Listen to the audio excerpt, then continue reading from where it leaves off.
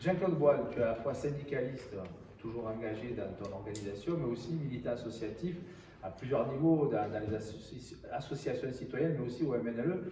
Donc, tu es venu ici pour nous parler des réformes successives institutionnelles, mais aussi en matière d'aménagement du territoire. Est-ce que tu peux, en 2 phrases, donner ton sentiment sur ce chantier législatif? C'est un chantier qui est à la fois complètement essentiel parce que sans en avoir l'apparence, il conditionne quand même toute la vie des gens.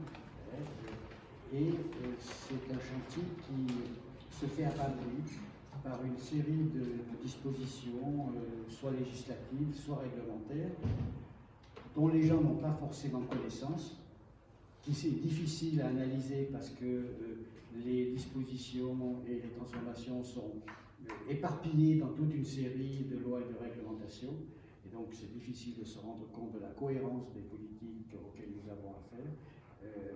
Donc qui demande un vrai travail pédagogique, d'information et de débat pour à la fois analyser ce qui se passe et être capable ensemble de dégager un certain nombre d'axes de bataille et éventuellement de solutions pour notre société pour demain.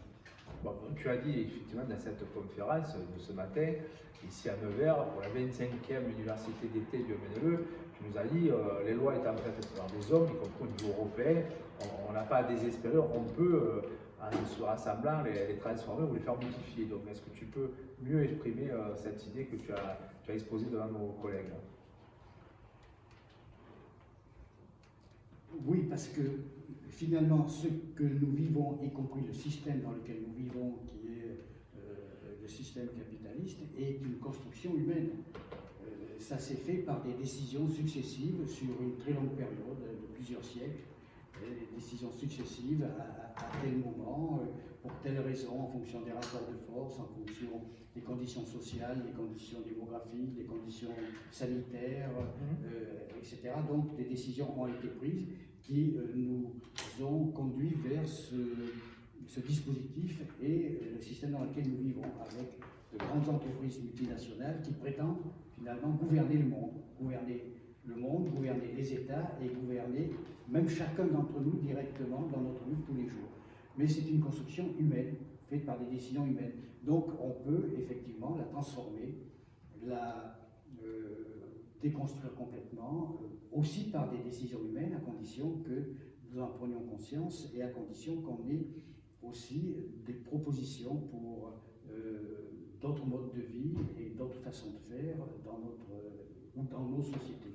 Donc tu n'es pas opposé à l'idée qu'on a développée qu'une association comme la nôtre puisse devenir productrice de droits et influencer le débat parlementaire par des prises de position qui peuvent prendre le chemin de la pétition, mais aussi du débat, mais aussi porter d'autres projets, comme par exemple on est contre le projet d'extension de l'aéroport non-T4, mais en même temps on est pour la solution Karma qui est un regroupement sur les terres agricoles de Gonesse. De toute façon, quand on regarde historiquement, le droit, le fait a toujours précédé le droit. Et le droit est souvent la concrétisation que d'un rapport de force ou la concrétisation de situations particulières. Donc, effectivement, la société civile, les associations sous des formes organisationnelles différentes. Ça peut être associatif, mais ça peut être syndical, ça peut même être politique. À ce moment-là, c'est plus directement la société civile. Mais en fait, on voit bien que les organisations dont se dotent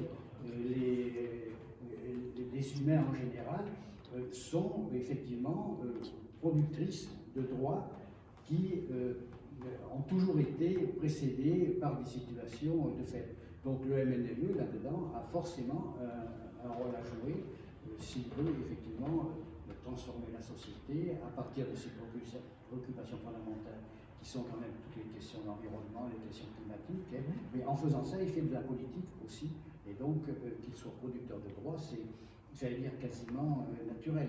Après, jusqu'où ça peut aller, ça c'est une question de rapport de force. Alors, pour mieux appréhender le réel, parce que tu as fait état à plusieurs reprises de retard d'analyse de l'ensemble du mouvement social, politiques, syndicales et autres, même associatives, sur l'appréhension du réel, c'est-à-dire où nous ont amené un certain nombre de décideurs, qui sont par exemple les GAFA ou d'autres aujourd'hui, mais hier c'était les maîtres de forme, nous ont amené vers des situations qui ont modifié la réalité. La mise en place d'un observatoire citoyen des politiques publiques pour alimenter la réflexion, parce que ça se semble jouable.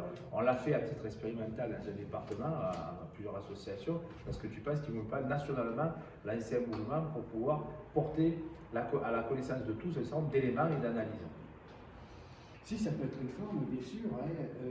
De ce point de vue-là, je pense que la multiplication d'initiatives de ce type-là, ou dans des formes un peu différentes, et s'appuyant sur des luttes concrètes également dans les collectivités, sur l'ensemble du pays au niveau européen, donc à tous les niveaux, parce qu'on a quand même un continuum de décisions auxquelles nous avons à faire face. Toutes ces formes d'organisation peuvent effectivement nous aider à réfléchir et à trouver, à présenter des axes pour des solutions de nature diverse, bien sûr. Eh bien, écoute, on te remercie pour cette participation.